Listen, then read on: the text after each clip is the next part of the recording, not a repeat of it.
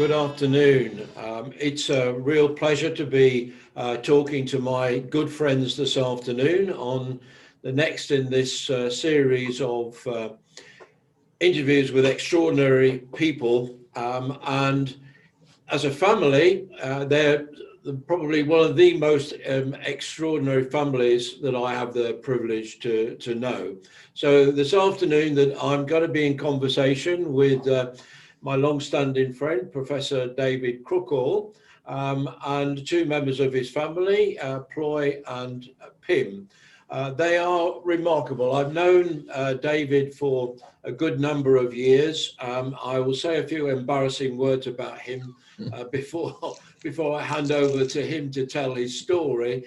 But David is amongst a rare breed, in my experiences, of people who are extremely generous with their thoughts and their knowledge and their expertise.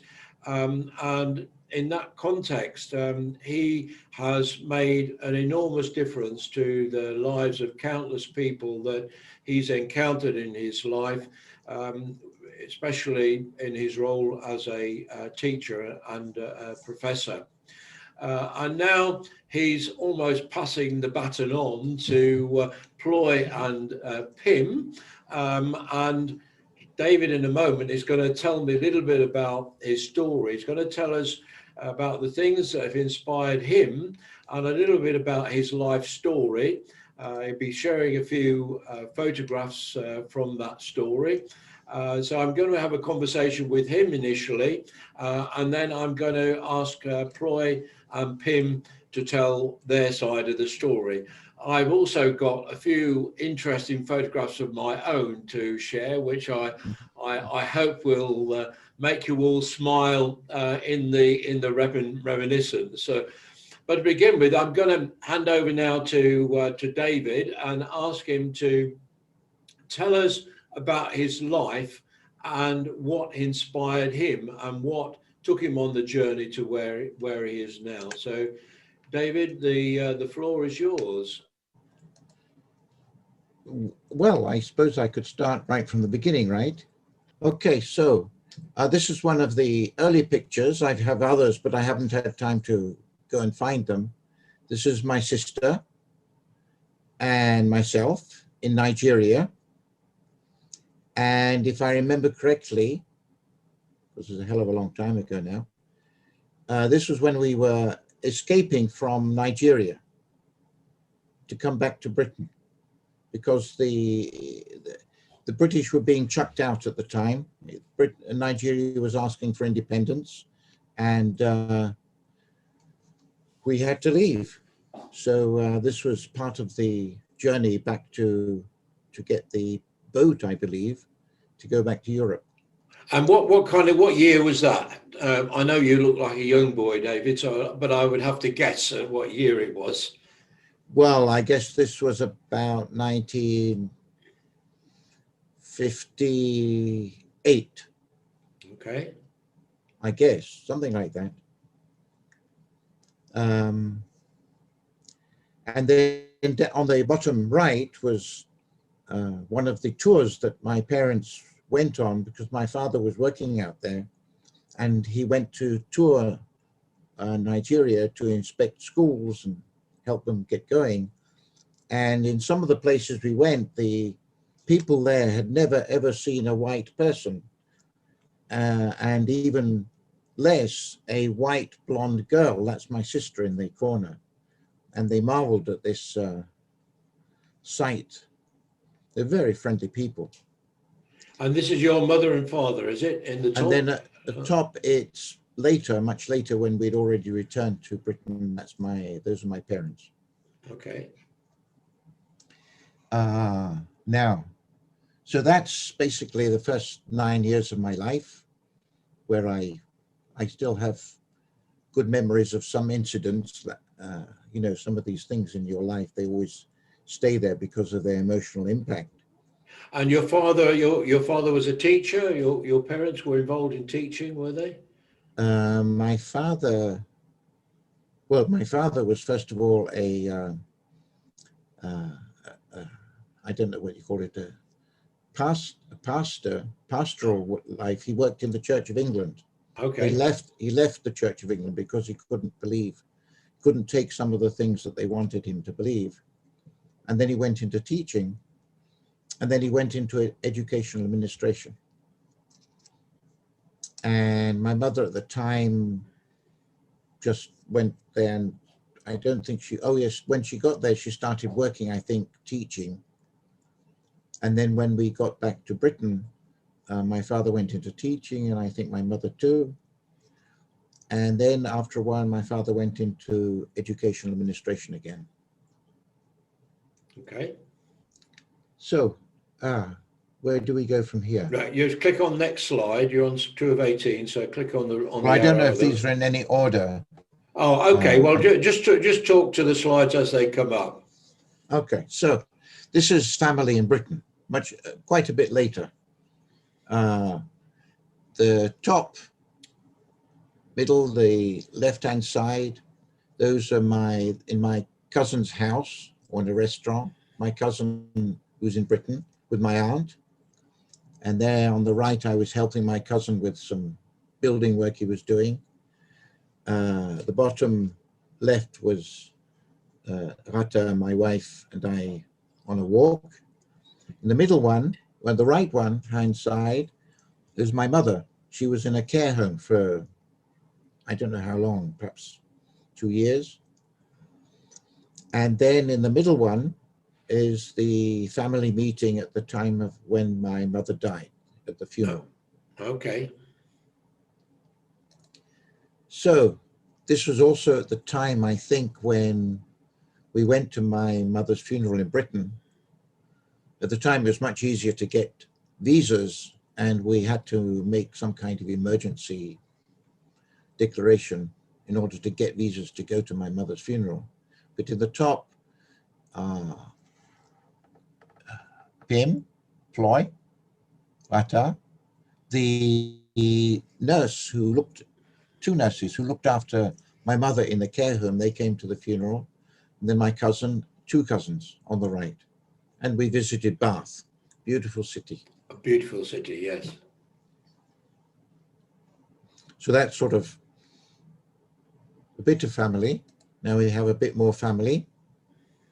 This is in Thailand, in a town called Khon Kaen, which we visited several times. And how many years ago was this, David? Ploy and Pim look a little bit younger than they are now. Yeah. I know 6, 7, 8. I don't know how many years. Probably about 8 or 9 years. Let me think. No, 10, 11 years or more. 10. Anyway, it's a good. Yeah, Pim's putting 10 fingers up, so I guess that's about 10 years. Okay. About 8 to 9 years. 8 or 9 years, okay. Okay. Mm-hmm. And we got more photos of Thailand somewhere because it's all jumbled up. Yeah, that's okay. Just carry on through them. Next slide that comes up, they really are in a disorder, but I think that people can piece together. Now, these are my various encounters with a guy who is also extraordinary. You mean the fat guy in the pink shirt, you mean? Yes. Oh, no need to agree with me. Anyway, so these just a few of the pictures that I think must be a lot of them different places, because we must have met several times, probably met more times in Thailand than in Britain, I guess. Yes, we certainly did. Yes, yeah. So and this is at a conference, and when you go to a conference in Thailand, they really put on a wonderful show. They really make you feel comfortable, make you feel at home. They enjoy your company. They want you to really they do their best for you. So I don't know, do you want me to tell you about these people? I think that it's fairly self-explanatory. Just move on. Just move through the slides, David, and we'll Okay. pick up on the story. Well, that's obviously a blank slide. Now, this is also in Thailand. The top two photos are when I took the family to start to learn to dive. And of course, the initial training starts in a swimming pool, not in the sea. So they did their first bit of diving there. And then on the bottom right is monks go up and down the river, and they come early in the morning, and you take along food for them and offer it as an offering. This is also older. Now on the left, Pim and Ploy having a bit of fun somewhere, and on the right, I think maybe Pim and Ploy should tell about that photo. Yeah, so it was a time that Pim and I were going to leave Thailand to come to live in France, officially to come to live in France. So this is our family. They came to send us off Thailand, and we say goodbye, and it was a sad moment and a happy moment in the same time. Yes. And how many years ago was that, Ploy? I think it was 6 years ago. Yeah, 6 years in 2014. Yeah. Yeah. Okay. Carry on, David. Now, this is just a sort of bit of professional stuff. It's one of the many places that I went to do seminars or workshops. And this is in Latvia. And many, many years ago, it must have been about 25 years ago, I went to Latvia to run a large-scale simulation with a whole group of young people. It must have been about 50 or 60 people, and they rented a sort of chateau on an island. So it was quite remarkable. And it was the first time they'd ever, in Latvia, they'd ever used simulation for teaching, or use simulation at all, as far as I could tell. And can you remember what the simulation was about? I have a feeling, but I don't remember, that it was about natural resources. Okay. Environment. I'm not sure. I don't remember. Okay. But they were lovely people to work with. And in fact, the woman in red was the woman who invited me originally about 25, 30 years ago. She's in computer science. And then the guy I'm sitting with, he's also been very active in using simulation in Latvia and so on. Okay. And there's several other places around the world where I've done that kind of thing.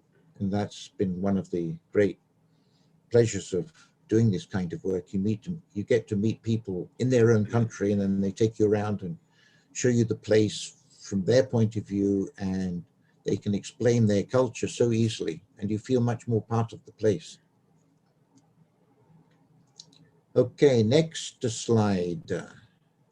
Okay, this takes us much more recent. The top one with Pim and somebody called Christoph, who's a very good friend of ours. Christoph is one of the leading lights in what's called agent-based modeling at a state-run, no, it's not state-run, it's a sort of semi-private, semi-public institute for agricultural research. And they use a lot of simulation there, and agent-based modeling. It's actually called companion modeling, and it's very powerful stuff. It's probably some of the most powerful simulation stuff that I know of. Mm-hmm. And I've been involved with them for many years. And in fact, the first time I met him, this was kind of rather extraordinary. There's a very small island off Bangkok. I forget what the name is now. And a guy who I knew from a conference, I think it was an ISAGA conference, happened to be there. And I knew Christophe by name and through his writing. And I was there sort of a little bit on holiday. And I was walking down this one long street, which was the main street on the island. And I saw this guy quite a long way off. And I thought, that must be this guy I knew, or that I know. And we got up. As we got closer, we recognized each other fully. So we started talking. And I knew that he knew Christophe. So I said, well, Christophe is not with you by any chance. So he said, yes. So I said, oh, I'd love to come down and meet him. So we both went down to their place that they were staying, because they were doing work there. And that's where I first met Christophe. So these encounters kind of rather strange. Mm-hmm. And then the bottom two, that's when we go now regularly every year to the European Geosciences Union, the EGU conference, which is held in Vienna. And it's absolute massive conference, but it really is a wonderful place. The people are warm. You get this feeling that they really all have this mission in life to take care of the planet, to study it, to do scientific research on it, to communicate about it. And some of the people are doing absolutely they're doing very advanced research. Some of it I don't understand, Mm-hmm. but it's probably the best conference that I've ever been to of all conferences. Okay. And they have probably 14,000 scientists at this one conference. It lasts a whole week. And they have a lot of posters. And this is a poster that I think that it must have been Ploy and I designed this poster. And it's actually a game which you play standing up. So this is one of the participants coming and playing this poster game. Okay. And the poster game's about climate change. Yeah. Shall I continue now? Yes, please. Okay, now I wonder whether you can guess this person. Well, I know the No. person who's in the blue Oh, shirt. No. The guy who's got the white shirt on. Now, this for me was also a wonderful experience, because I've been a lot to Prague, partly to do game stuff, partly just to visit, and I had two wonderful friends there, and I think now one of them's died, and I haven't managed to be able to trace, but I went to take part in his university classes where he was doing simulations about water management. And he came and stayed in my house in France several times. In fact, they were a couple, and they both came several times, and I stayed there. And he was getting on a little bit, and he would tell me these stories because he lived through the Prague Spring. And, I'd seen lots of films and stuff about Prague Spring, and you get this feeling of it's quite an intense and moment. But when he talked about it, sitting in a cafe, it was so much more powerful, just this one person talking, than seeing documentary films. Yes. So while we were there, and we went because I love going to concerts, and of course Prague is probably the greatest place in the world to go to concerts. They play like their life depended on it, almost. The great passion. And there we went to see I think it's the Czech Philharmonic Orchestra, is one of the great orchestras of the world. And they were playing, I think it was Shostakovich's Seventh Symphony, which is also a fantastically powerful work. And the conductor for this orchestra was the son of Shostakovich. Ah, And I remember at the end of the concert, these little things that you remember when things become so meaningful. He took the score in his hand and he held it right up above him and waved it slowly. And you got this feeling that he was saying, "That is my father." yes. It must have been very emotional moment. Oh yeah. Yeah. And I remember in the I like to try and do it in the, what's it called, in the pause, in the entr'acte. I went backstage to get his signature. And he said, "Not now, come back after." And he was obviously pretty concentrated. And so I went back after the concert, and there he was really welcoming, very pleased, and we talked a bit. And then I got this photo. This is Yes. Maxim Shostakovich. Oh, wonderful. Yes, wonderful story. So Okay. that's a very emotional thing for me. I don't know why, but because I love Shostakovich's music. Yes. Okay, next one. We come more recently. This is Switzerland, or part of it, Switzerland. The top two are Switzerland.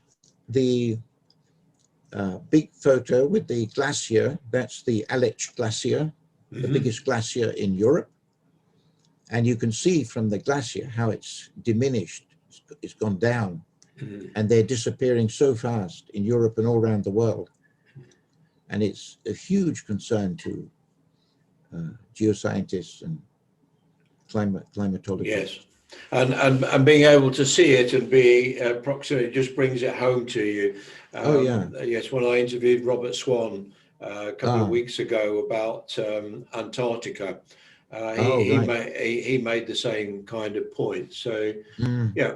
So we'll move. Sorry, carry on, David. I've got some, because we went to Chamonix as well. This was before this, and I have some photos, but not on these slides. Okay. Because I really wanted them to see these glaciers before they disappear, because they're disappearing faster than a lot of people think. And the disappearance is accelerating. It's scary. Okay. And the thing is that these glaciers, it's not just that they sort of look nice, they actually serve a huge role in people's lives. They provide water year round. The top one is just a view over 3 famous mountains in Switzerland. I forget the names. The bottom left, that's with a friend, with my old landlord when I lived in Compiègne in the north of France. She worked at the university, and she rented me a small flat in her farm, and we became good friends. And so we thought, okay, well, we've rented a flat in Switzerland where there's some extra rooms, an extra bedroom. So we said, would you like to come and stay with us? And she said, sure. And that was lovely to see her again and spend some nice quality time with her. I was absolutely astounded. I think she was older than me, I'm not sure, but the incredible energy she had for walking up these mountains was incredible. And then on the bottom right, that's of course the lavender fields in Valençol in the south of France, where we went fairly recently. Okay, if we can move on, because we need to. Okay, this is France. The bottom middle is the Pont du Gard. Then on the right and the bottom is the bridge in Avignon. Top is, what's the name? The Palais des Papes. And then other views in France of various places. Okay. So we tend to get around when we can, which is. Yes. This is also again back at the EGU conference. On the left is with Pim this time, and there we had a poster. On the right, in the EGU conference, they have a games session. They call them geo games. There's a bunch of wonderful people. No, sorry, I'm getting this mixed up. This is the people in Montpellier who do, and this is a conference they did on games and natural resources. And you can see Ploy is playing their game. Okay. Now, oh yes, this on the left at the EGU conference, we're doing a presentation about geoethics, and Pim came with me and she did the introduction, and she got a huge clap for the introduction. So that was kind of nice. This is on the right is Ploy with a poster, the same posters we did at the EGU, but this was in a conference on games and natural resources in Marseille. Now what's this? Yes, the top right again. That's the EGU, the games night. They have a session on geo games every year, and then in the evening they do an informal games night where people go and bring their games and you play. On the left is an ISACA conference, the one in Warsaw, where Ploy and I did a session on sustainable development, I think. The bottom one, the music. At our village here in France, every year they have a Christmas concert, and there Pim and Ploy sing and play. It's very, very nice. Some more stuff from Pim and Ploy. The top, they had their first taste of what's it called, paragliding this? Yes, paragliding. Okay. They also learned to ski and ski very well. And then on the right, Ploy has managed at last to learn how to hold up the sun. I think that's it. Okay, well, that's it. That's wonderful, David. If you stop sharing now, okay. I just want to share a few slides to try and put some sort of context into how we've known each other over the years and some of the things that we've shared during that time. So now you be careful what you say, huh? No, well, no. Of course, I will be careful what I say. Okay, so this is the banner slide that I set up for today's event, and it's really your story and how you've inspired other people and how you and your family have come to be where you are today. So I just want to share a few things that of my encounters with you that helped to tell that story. And it began, I don't know whether you can remember when that was, David. This was to be seeing something. Well, you should see a picture of you, me, and Rata. Can you see it, Ploy? Okay. I got it. Yeah. Can you remember where that was, David? Well, that was in Thailand. It was. Whereabouts? And it was at a Thai Sim conference. Yes. Was it Ayutthaya? It was indeed Ayutthaya, and that was the very first time that I met Rata, because we had met before at previous conferences in Thailand, and this was the very first time that you brought Rata to one of your conferences. So I do like that picture. I'm going to go through very quickly now because this was a picture that was taken at the same conference. And you'll also recognise the fat guy with a pink shirt on, Right. And one of our friends, a regular visitor to or regularly involved in the Tyson conferences. Right. And there you are at the same conference with Rata. And I could see that there was something special between you and Rata, and I'm so delighted to have been almost a little bit a part of that story, and it was a great honor for me to be invited to your wedding. I wasn't able to attend your wedding, but I did come over and see you shortly after the wedding. So again, this is sorry, yes, carry on, David. Go back a slide. If I can, just hold on a second. Yes. It's just that, well, this was in a workshop. Yes. Where I was using Lego. Yes. To teach about how to run games and how to debrief them. Yes. And sorry, carry on.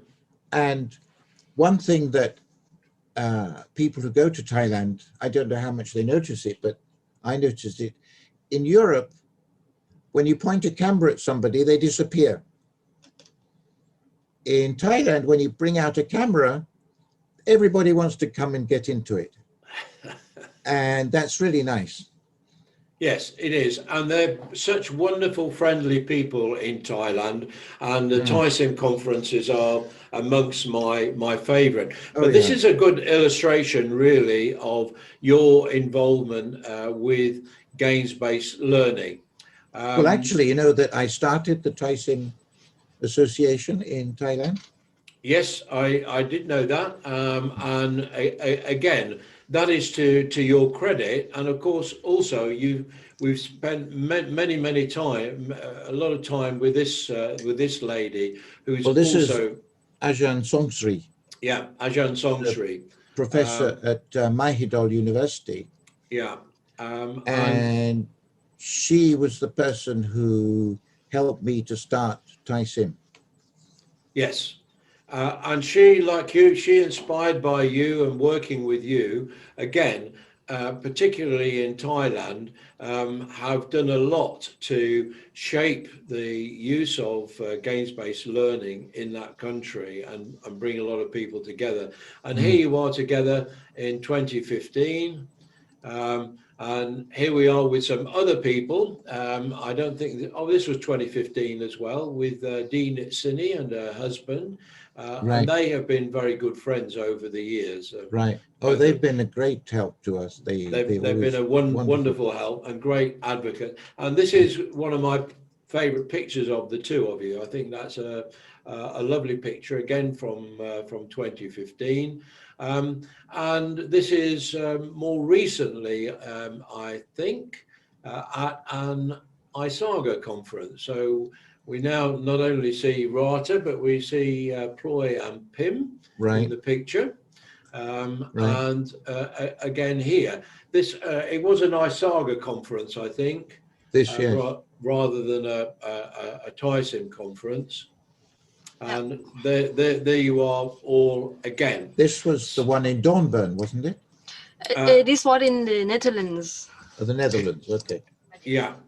So, you know, the point is, and I'll go back to, I think this is the very last slide. So I'm going to stop sharing the slides now and really go back and just try and summarize the story of where we are so far in your life story. So you began with the early pictures of yourself in Nigeria, and I didn't know anything about this background, but well, you weren't around for me to tell you. No, I wasn't. But my first encounter with you, David, I believe was in Krabi. At a Thai Sim conference there. Oh yes. This was the very first time I met you, and that was in my capacity as the director of the Serious Games Institute. And so over the years, wasn't that the very first Thai Sim conference? I think it probably was. And I remember sleeping being in a little hut on a beach in Krabi. Oh yes. And wonderful scenery, wonderful people. But over the years, you've demonstrated yourself as being a thought leader in the use of simulation and games for education. And certainly, as I've got to know you, there's been a more and more, it seems, an involvement in the use of these technologies for environmental purposes. And so moving fast forward, you and Rata got married. And sometime after you got married, and it wasn't a few months, it was more like 2 or 3 years, Ploy and Pim were able to join you in France. And so how many years have you been in France, Ploy? So Pim and I, we have been in France for 6 years now, and I'm very happy to say that I got French nationality. So Yes. that is one of the happiest thing in my life. And Pim, she is still waiting for her naturalization. Okay. So she's waiting for her. Yeah. Yeah, so they're just talking about the two of you to begin with. The early part of your life was spent in Thailand. And when David and Rata together, were you living with your grandparents at that time? Right. Yeah. So when we were still in Thailand, we still lived with our grandparents. So we went to school. They took us to school. We did many things with them until 2014 that we decided we came to France and we kind of started a new life. Mm-hmm. And when you came over to France, you spoke some English at that time. You learned English in school in Thailand. Yes, we both studied English in Thailand, but it was not a practical English. It was just theory English. So when we came to France, we know some English, but we didn't speak well. Right. So Didn't speak mostly, at all. yeah, or not at all, yeah. And French as well. I suppose that was a mystery Right. to you as We well. didn't know any words of French. Yeah. So you come to this strange land. When you were coming, before you came to France, did you have an interest in the environment and the things that you are interested in now? What were the things that you enjoyed doing before you came to France? So when I still was in Thailand, I like to play computer games a lot because my father, he has a computer shop and he has lots of computers for kids to come and play at home. So every day I just play games all the time. I didn't have any interest in the environment. Actually, I didn't know anything about the environment. And so when I came to France, I got a lot of influence from David and from schools. I got to know about the environment more when I came to France. Yeah. Okay, so you did have that interest in games already. Right. Yeah. What about you, Pim? How old were you when you came to France? I am not sure how old was I. I think I was about 14 years old, so I was in high school in Thailand.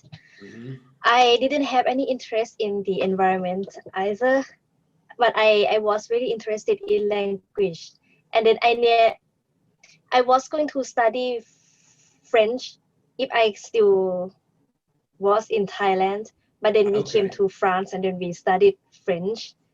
And then I started to get interested in the environment because David told us about climate change, about how important the environment is to us. And then David took us to walk, to go hiking. And then it was very different. It is very different in France, different from Thailand. And then I started to enjoy nature. I wanted to learn more about it. Yes. And like Ploy, my sister said that it's like having a new life here. Before, when I was in Thailand, I was not very good in science and maths. And so I saw that I didn't like them at all. But when we came to France, we started to learn again. I started the first year I started my junior high school again. And so I had an opportunity to learn maths and science again. And then I started to enjoy them. Okay. So coming back to you, Ploy, how was it for you just coming to a strange country, going to a school where you didn't speak the language? How did you manage with all of that? I so I was excited when I got into the plane to come to France because that was one of my first time to get into a big plane. And after I think a few weeks, I arrived in France. I started to feel a bit worried and sad because I had that feeling of nostalgia. I miss my family, and I would like to see them. And it was difficult for me to adapt the first 2-3 weeks when I arrived in France. I didn't want to speak French, or I felt afraid of going out to meet people. And but I got a lot of encouragement from my mom and David, so I started to feel more confident. Maybe I could add in one thing. Yes. I think they came here in about, was it April or May? Yeah. And then in France, we have a absolutely fantastic system of what's called colonies de vacances, holiday camps for kids in schools. And over 1 million French kids go to these colonies every year during school holidays, and not just the summer holidays. And so I said to Pim and Ploy, now you're going to spend some time in these holiday camps, and you're not going to speak to each other during the holiday camps. And they didn't like this idea, of course. No, and their mother was afraid of it. Their mother You're was a hard afraid. man, David. You're a hard man.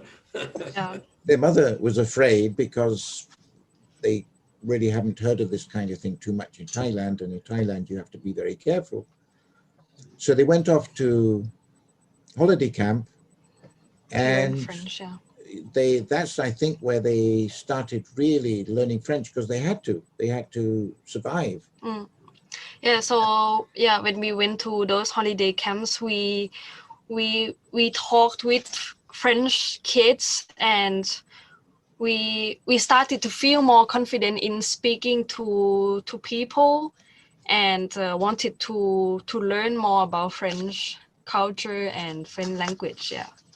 Did you find that the French children were interested in Thailand, or were they friendly to you, or how? Yeah, I How think was it? that when they are interested in Thailand, because when I tell them about how I was when I went to school in Thailand, they were like, wow, you had uniform and you eat with your classmates and you did those activities, so they were interested in what we were in Thailand. Yeah. So now, moving fast forward, you've done very well at school. I understand David has kept me up to date, and that you're now involved. And I think it's really quite remarkable and extraordinary that young people of your age are speaking at international conferences. So tell me about the first conference that you spoke at, and what you were talking about. I think one of my first big conference was the EGU that I and David and I went to in Vienna. So that was about earth sciences, and we had a presentation. I did introduction for David, and then so it was my first big conference that I really spoke to the public, and yeah, it was very interesting. I have never done some kind of that before when I was in Thailand. And Pim, how did you feel at these conferences when you started to be involved? I felt happy. My first conference was also at the EGU 2017, and I only did an introduction for David. It was about the ethics of educational methods to teach geoethics. And so I I was very excited when I did because it was also my first time speaking English in front of public. But then later when everybody applauded, I felt relieved, and then I felt proud of myself, and then I told myself that it was not that difficult, and I managed to do it. So I always remembered that moment, and then I feel proud of myself, and thanks to David. Yes. Yes, and I think you've got every reason to feel proud. So, how many conferences have you spoken at, and what's been the most memorable ones for you? Ploy. I think Pim and I and David, we have been to more than 10 conferences now. And the most memorable conference for me, it was in Thailand, where Pim and I, we did a presentation on our own. But before the day of the conference, David helped us with how should we speak and what should we do like a gesture, but it was only Pim and I who presented. So that was the memorable conference. Yeah. And it was at Isaga. Yeah, I think I was there, and I saw you in that workshop, and I saw you two present together, and I felt very proud for you as well. I'm also proud for David. Thank you. Yeah. Can I add in something quickly? Yes. A little bit later, this must have been about 2 years ago now, I think. Yes, there's a special session, or there's a session at the EGU on climate change, climate literacy. And we had the idea that maybe we would do a presentation, all three of us,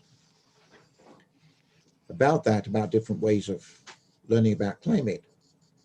And as we got closer, I was told I cannot present with them. They told me, we're going to do it by ourselves. They did it by them. Huh? They told you that? Yes. Oh. And well done. and they did it, and they got a really loud, good applause, and they did it fantastically well. And so did you two, when you put this presentation together, did you do all the research yourself, or did David help you with a lot of the material? So the first draft, Pim and I, we did it by ourselves, and then we took that presentation to show David, because we always think that it is a good idea to get advice for somebody who already have a lot of experience. And David will tell us that this is good, this is to be changed and to be modified. Yeah. Yeah, so you basically worked on it together, but it was yours originally. So what are your vision? What would your dream, or what are your ambitions to be? What would you want to do with your lives? So Pim, I'll ask you first. So what do you want to do with your life now? I am not sure yet, but I know that I really want to work for the environment. I would like to go out to see people, and then to raise awareness, to teach especially young adults or kids about climate change. And then I would like to be useful. I would like to be useful for the environment, the planet. And I would like to be a good citizen, to create a better world for new generations in the future. And now, as I am studying geography, is a very broad. How do you say this, David? I don't know how to. Subject. Broad subject. Yeah. I can work in any domains. I can work in climate, in forest, about forest, mountains, and with people. So at the moment, I don't know yet what kind of jobs I will do, but I am sure that I will work for the environment. Yes. And what about you, Ploy? Yeah, so I'm a little bit like Pim also. So I have been getting lots of inspiration for what I would like to do in the future. I like animals and I like the environment. I like to take care of the environment. And now I'm doing my gap year in an environmental association. So I really like working with them and encouraging kids to become more literate in climate change and in the environment. So I hope that in the future I will be useful to the world and help kids to know about climate change and its effects, so that they can save their planet and learn about these things that they can later teach their kids and their children. They should also, there's one thing they've forgotten to tell you, is they're also doing MOOCs. Yeah. Writing a book. MOOC. Okay. Yeah. So have you done any of those yet, or you? Several. Several. Yeah, Okay. several, yeah. So that's very up to date in the world that we live in. I'm going to ask you, the two of you now, begin with Ploy. What would you say to any young people who are watching this recording? What would you say about shaping their future? Because you've seen a lot of things in your life and had experiences that a lot of children will have not have had. It can't have been easy for you to come from Thailand to France, a strange country, but you've really made your mark and you've made an impression, and you are wonderful examples in my mind to other children. So what would you say to encourage children of today, Ploy? I think what I would say is just be yourself, do what you like, do what it is useful for the environment, and you can help to save the environment, to save the world by learning about it, learning to become more literate, and also you can still have what you enjoy doing. Like I enjoy playing the piano, I enjoy playing games, I still do those things, and I also learn to protect the environment and help encouraging kids to learn about it. So just be yourself and do what you like. And what would you say, Pim, to encourage young people? Um, I will say that first of all, we have to be open-minded. So because we never know what is going to be like when we start something new, and when we are open-minded, we will get interested in learning new things. Like Ploy and I, that when we started to learn about the environment or climate change, sometimes things might be difficult at the beginning, but we should not give up, and we should not be discouraged. And then it's good to go out and see our beautiful world and appreciate it. And so think in a long-term manner. Is it correct if I say think in a long-term manner? Yes. Yeah. So we will understand that if we don't protect our earth now, we won't have any future or any beautiful world anymore. So if we think like this, I think we feel more, we get more courage to learn things to protect the earth. Yes. Well, I think that's a wonderful way to bring things to a close, but I do want to say some more closing remarks. I've known David for a number of years, and I think that you and your mum, both of you and your mum, are a credit to David. I think all of you owe a debt to David for the part that he's played in your lives. But I also think David has enormous reason to be grateful to all of you, Rata, Ploy and Pim, for what you brought to his life. The richness that you brought to his life, and sharing this journey together. You are a real inspiration to me and many more people.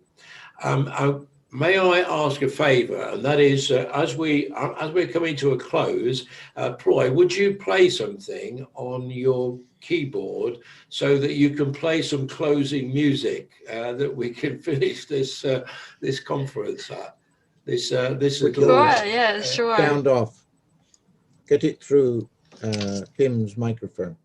Yeah. Okay, so you know, I just want to thank you, David and Ploy and Pim for joining me this afternoon and for our friendship and the many things. Yes, please play. Okay.